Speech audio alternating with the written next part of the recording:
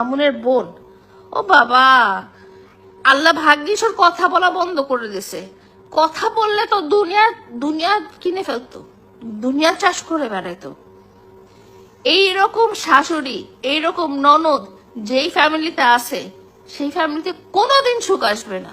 এলা কিন্তু কোনো কিছুই ভুল বলে নাই, একদম ঠিক কথাই বলেছে। মামুনের বোনের মতো যার বোন আছে তার ঘরে কখনোই পুতের বউরা শান্তি পাবে না, ছেলের বউরা কখনোই শান্তি মতো সংসার করতে পারবে না।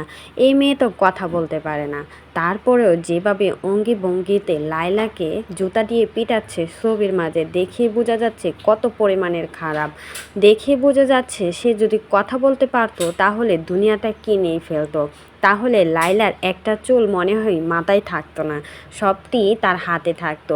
ভাবা যায় এরকম একটা প্রতিবন্ধী মেয়ে হয়ে লাইভে এসে কি আজব অঙ্গি ভঙ্গিতে মানুষকে ইঙ্গিত করে বোঝাচ্ছে আর লাইলাকে বকাঝকা করছে, কত খারাপ খারাপ গালিগালাজ করছে, দেখেই কিন্তু বোঝা যাচ্ছে। ভাবা যায় এতটুকু একটা প্রতিবন্ধী মেয়ে হয়ে এরকম বাসায় গালিগালাজ করতে পারে।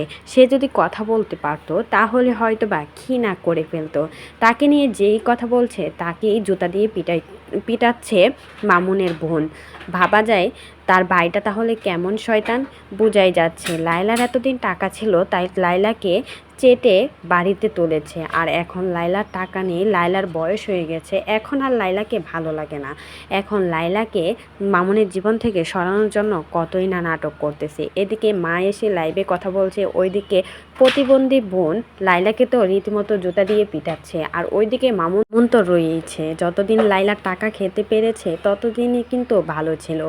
সত্যি লায়লা কিন্তু মামুনকে বেশি ভালোবাসতো, তবে লায়লার সাথে মামুনের যায় না সেটা সবাই জানে। তবে লায়লার যত টাকা পয়সা ছিল সব কিছুই কিন্তু লুটে নিয়েছে মামুন। আর এখন লায়লা বুড়ি হয়ে গেছে, এখন আর মামুন লায়লাকে পছন্দ করে না, নিজের জীবনসঙ্গীকে নতুন করে বিয়ে করে সংসার করছে, আর এটা সহ্য করতে পারছে না লায়লা। তাই তো একের পর এক খোঁচা দিয়ে কথা বলেই যাচ্ছে দুজন দুই পক্ষ। তো এই বিষয়ে কোনো মতামত থাকলে সেটা কিন্তু অবশ্যই জানাবেন।